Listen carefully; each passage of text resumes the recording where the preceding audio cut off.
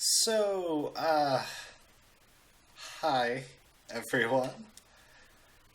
It's been a little while. um, yeah, we got some stuff to talk about. So before I start talking about all of the details and everything that I actually want to talk about in this video, I do want to just put this full disclaimer right here at the start if people are, interested and just, you can hear this and then leave the video if you're not interested in anything else. This channel I am finished with at this point. In the future, I will probably return to similar types of content here and there, but for the time being, the Cravel channel, I have no plans to upload anything after this, at least not for the foreseeable future. What I'm going to talk about at the end of this video is a new project that is very, very, very different from Cravel and does not directly have anything to do with video games. So, I understand if you don't want to support that, obviously, but just being completely open here, this channel will stay as a, I guess, just an archive of Cravel content. Above and beyond that, the Cravel Discord server is still pretty active, and I have no plans to delete that. So if you want to get in contact with some other people who used to watch this channel and just hang out with me a little bit, that is a place to do that. I will leave a link to that in the description and comments, along with the other two links that will be of interest in this video. So the thing is, if you followed this channel when I did bigger milestones or like the year in a review videos, I would always talk about how this channel was kind of a light in the darkness for me, how, when things were going wrong in my life, I would always be happy about this channel, about every little success here. And, I mean, like, I do genuinely mean that, and I do still, kind of feel that way, honestly, even just with the Discord server, when, I'm able to talk to people on there, and people are very friendly about, just having me around and stuff, and it's something that really helps me out a lot. Which probably raises the question of why I'm no longer uploading. Especially because the thing is, around the time I stopped uploading, there was a lot of garbage stuff going on in my life, but basically there were a few things that happened. With my last upload in particular, there was a huge internal issue with YouTube that, like, basically it limited a lot of my channel features, and over a month I tried to get it resolved and waited for my support ticket to go through. Finally, someone got back to me. We went back and forth for about a week, accomplishing nothing, and at that point I realized that, there was a lot of other things going on in my life, but the thing that was keeping me up late at night, the thing that I was most stressed about, was the YouTube channel. The other thing was I started uploading videos a lot slower, a lot more spread out,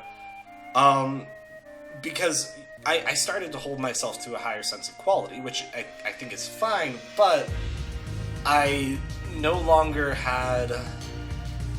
I think I reached a point where I just didn't have the energy or the motivation to reach those points of quality, but I didn't want to upload anything that didn't reach points of quality that I already set, and that's above and beyond, like, I would put a ton of effort into a video, and then it would get no attention, and I would feel terrible for the rest of the week, or for way longer than that even, and basically... something that I had started that had started out as this this stress reliever and this relaxing outlet for me had become something that I dreaded to think about. And I basically just decided that I needed to move on. And so I did. And I announced it on Discord, and I talked to people very personally on there. I should have made a video on it at that point and not now, which is like, I don't know how many months after the fact. But I really couldn't at the point that I made that decision, I don't think I could have honestly looked into a camera and reasonably said that without it going badly. So, here we are now. The thing is, this type of content on the internet does interest me, and making content for the internet does interest me, and I don't think I will ever truly be fully done. I'm announcing a new project here, and that's going to be its own thing. But even after that, I am sure that however many years later, once I'm either still going with that, or if that fades away, I'm sure I'll announce other projects. I'm never going to be done with creating content on the internet. But I think it's time I move past Cravel. I think Cravel has served its purpose, and I think it will always have these very fond memories for me. But I think it's time that I find new outlets. And in particular, this new project that I'm talking about, it involves a couple of personal friends of mine, and they're just going to be going by their names. And I'm sure in the future, somewhere and somehow I'm going to come up with these other usernames and titles to go by. But I realized that for now, in terms of, this particular project that I'm about to announce and just hanging out with my friends weekly and talking to them about stuff, I realized that I didn't need a persona. So, let's talk about incredible sources. What's up, interwebs? My name is Judah, and I am coming to you with a podcast that me and two of my friends, Elijah and Shelby, are going to be making. Every week, the three of us will have a new topic for which we will have researched articles and blog posts and whatever we can find around the internet, discussing that topic. However, while most people, when they research a topic, would of course be looking for credible sources, we are going to be looking for incredible sources, and we are going to be looking for the weirdest of the weird in terms of internet and what's out there. Our first episode will be going up this coming Saturday, so in 2 days, and it will be available on Podbean as well as on SoundCloud. Those will be the other two links in the description, and that is where I will be planning to upload more and more episodes. But before even that, I do have something a little bit special for you today. We recorded a few episodes that are never going to go live in full, while we were kind of practicing and figuring out how to do this properly. And in particular, we recorded one episode about pirates and piracy. So, what I have for you at the end of this video, right after I'm finished talking, will be a bunch of audio from that, of the three of us looking at our articles related to pirates and piracy. And that will kind of give you an idea for the type of content, the type of comedy that we'll be presenting. So, as I'm sure you'll be able to tell from these clips, none of us are very good at this yet, and I don't expect us to be for some time. But I do think that the premise is humorous. I think that the three of us have senses of humor that work well with each other, and I do think that this is something that has the potential to become something very, very entertaining and very, very fun to listen to. So give it a listen. Tell me what you think. And if you enjoy it, and if you want to hear from us more on Saturday, make sure to follow our SoundCloud and or our Podbean. And, I hope to see some of you guys there. Have a great rest of your day, everyone. Toodles. Today's topic is going to be pirates, and instead of doing the swashbuckling, sword-fighting type stuff, I decided to go a different route with modern-day piracy, in particular video games. The Sims game have always been a bit modest in terms of adult content. When the character in these games does something that is normally done in private, the game will pixelate the offending area. To punish those players who would play Sims 4 with a pirated copy, EA Maxis decided to take this modesty to another level when performing one of these pixelating actions, like taking a shower or those on the toilet. Players in a pirated copy will soon discover the pixelated area remains after the action is complete. Those who choose to ignore this effect and continue will soon find themselves playing with an entire screen pixelated. Huh. So that one almost sounds like it must have been like a programming error. I mean, technically, I think it's still playable. Right. You just Doesn't wouldn't say be that able it's to read not. the commands, I don't think. Oh yeah, well, so it doesn't seem to be pixelating some of like the stuff in the foreground, but that's a good question if it would pixelate like when you open up the commands menu, because that it would be unplayable. Yeah. You go to say hi to someone and you slap them in the face because that's what the command was. Just watch these pixels beat the crap out of each other. Right. I mean that's a whole other challenge. That's a whole nother game for itself now. Sims 4, but you have no way of controlling what you're actually telling your sim to do. Though with Mirror's Edge, EA decided to go a bit further and added a feature that only appears in a pirated copy. The protagonist in Mirror's Edge frequently utilizes parkour for getting from point A to point B. Parkour involves a lot of constant motion, jumping, and tumbling skills. Pirated copies of this game reverse the protagonist's momentum, causing her to slow down when running instead of accelerating. This makes the game completely unplayable, as the first big jump players encounter is rendered uncrossable. I mean, that's like again, it sounds like it's something that started as a glitch. But like, can you imagine this happening in real life? You're walking at normal speed and you're like, oh shoot, I need to go back home. I left the oven on. You turn around and start running, and you're just barely moving. Like, Or you try to jump down the stairs, it's like a couple of stairs, and your momentum stops, and you fall and break your ankle. Right? You try to jump down 3 steps of stairs, and you land halfway at the edge of the first one. Oh no! could they like do a reverse of that so your like momentum is like tripled? So I you mean, go that's to just jump an like, ice level in a just a video game, tiny- right? Yeah. You move like 1 inch and you go zooming across the map. That would also probably make it unplayable. Have to imagine.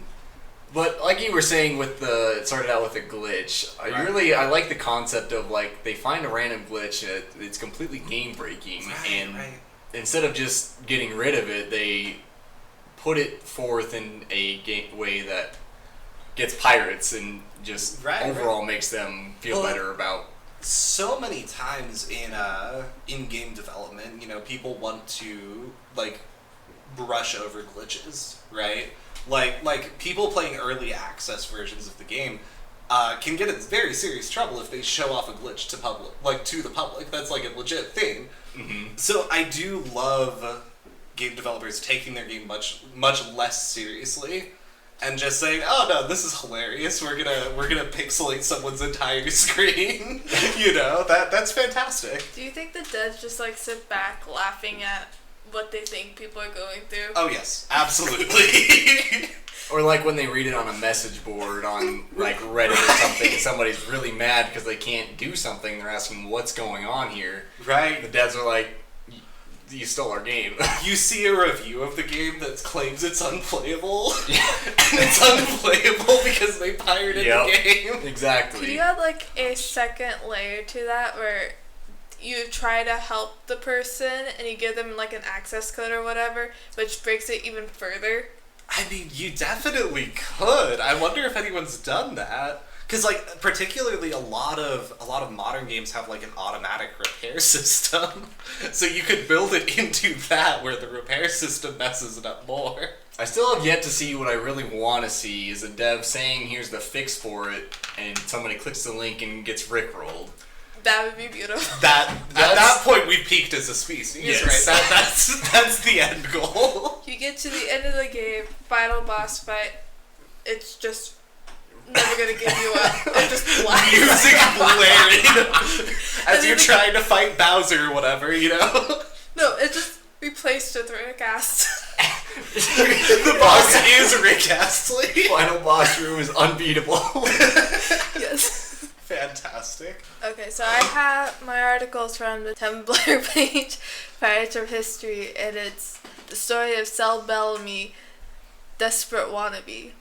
And of course, you are going back to swashbuckling Yes. pirates. I'm going back alright. to like the classic type of Although pirates. maybe not as swashbuckling as this particular Tumblr user wants them to be. That is very true. Alright, well, let's hear it. When he grew up, he became a sailor and traveled to Cape Cod, where, wait for it, he started a love affair with a girl.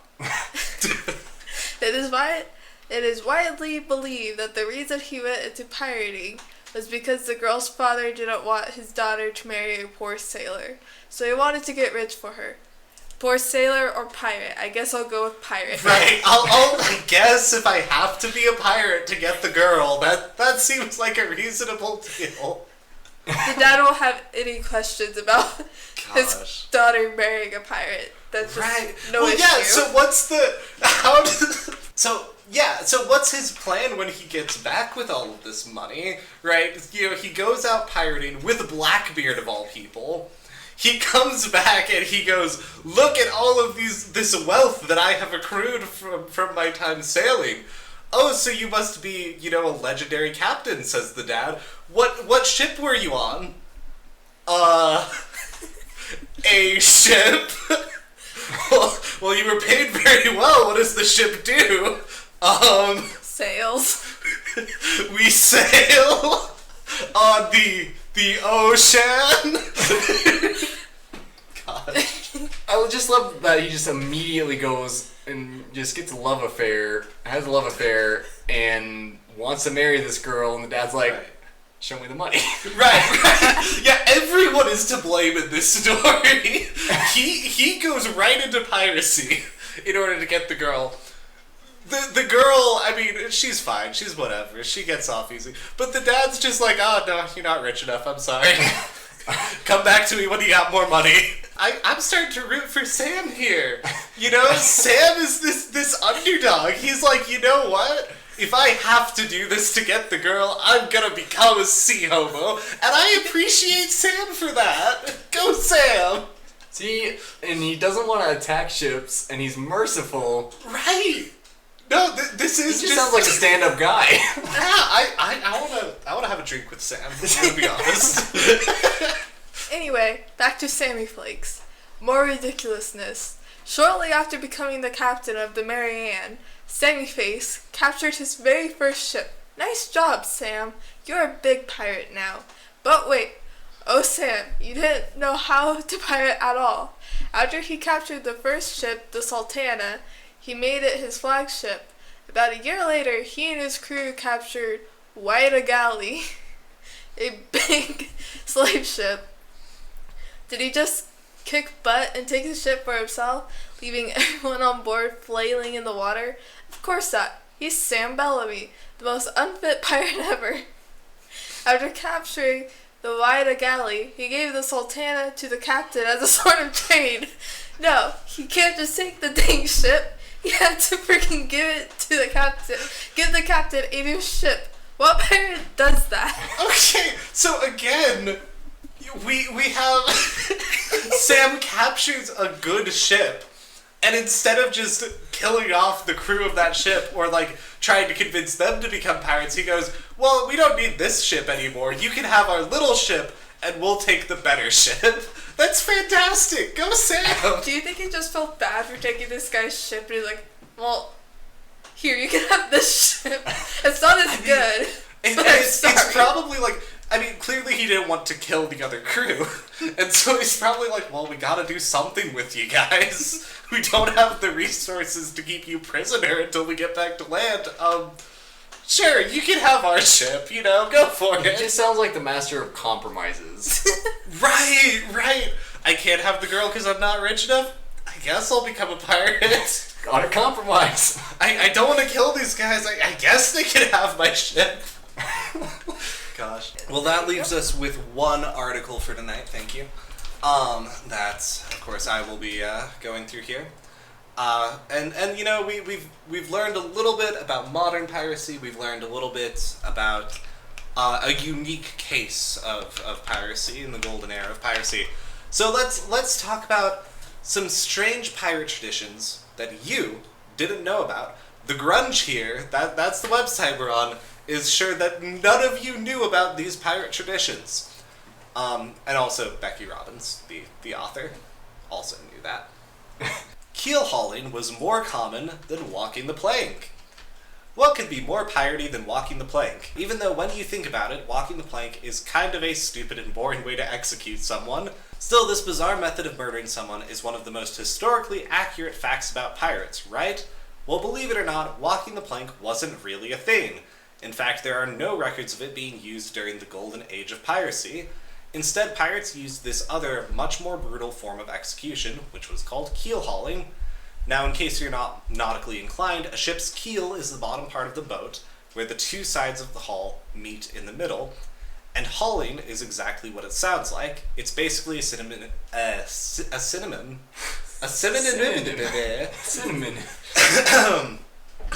It's basically a synonym for dragging, so you can pretty easily put two and two together and figure out exactly what this practice entailed. Now, this is fair, obviously just walking the plank isn't going to kill, most of them being pirates. Probably they're able to swim for at least a little bit, But you're still putting them overboard, even if there's other torture involved. I feel like it's like, no, they didn't put them overboard.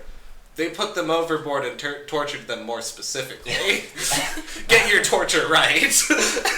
I do know, it's a lot more publicized in, fairy tale movies like Peter Pan and Hook and stuff like that, so that way they're not showing gruesome killing in kids' movies. Makes perfect sense. You know who probably actually used the technique of making people walk the plank? Sam Bellamy. Yeah, of course Sam did. Sam Bellamy would not have keel-hauled anyone. That could have been where the walking the plank started. He would just make people walk the plank and then pull them back up onto the ship. The crew demands these people must die. Okay. Well, the ocean's a big place. Maybe a shark will get them. We'll just dump them in the ocean and call it a day. Yeah. If you swim that way, he's whispering to them overboard, if you swim that way far enough, there's an island, we just passed it. Yep, that could be a Sam thing. Heck yeah, Sam. Pirate Plundering 101. Hollywood loves epic battles at sea, but the truth is that pirates like to avoid chasing ships and exchanging fire as much as possible. Little known fact is because Sam was the captain of those ships.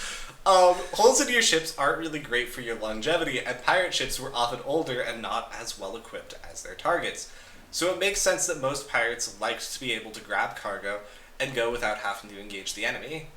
So, I was joking about Sam, but maybe there was a secret genius there. Because if he's coming from this old, tiny, ill-equipped ship, and he manages to take something that's much sturdier, why wouldn't you make the switch? Sure.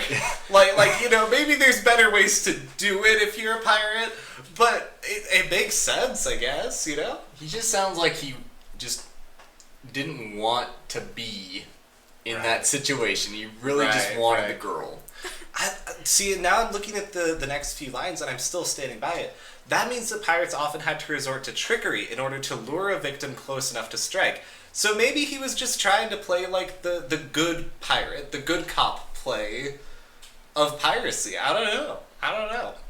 Maybe him and Blackbeard were the good cop, bad cop type, and he was trying to convince them to just concede the ship to them. He was Blackbeard's best friend. That's why he became captain. It's because Blackbeard was this guy right here, he is perfect. Yeah. So closing off here, Shelby is going to be our main host next week. And what will the topic for next week be? Squirrels. Squirrels in general, yes. Alright. I'm sure we'll have some fantastic stories of squirrel attacks was one thing we were talking about. Oh yeah. Which I will look forward to. But for now, thank you everyone so much for I wanted to say watching because I'm used to doing YouTube. Thank you everyone so much for listening. I hope you have a fantastic evening. Goodbye.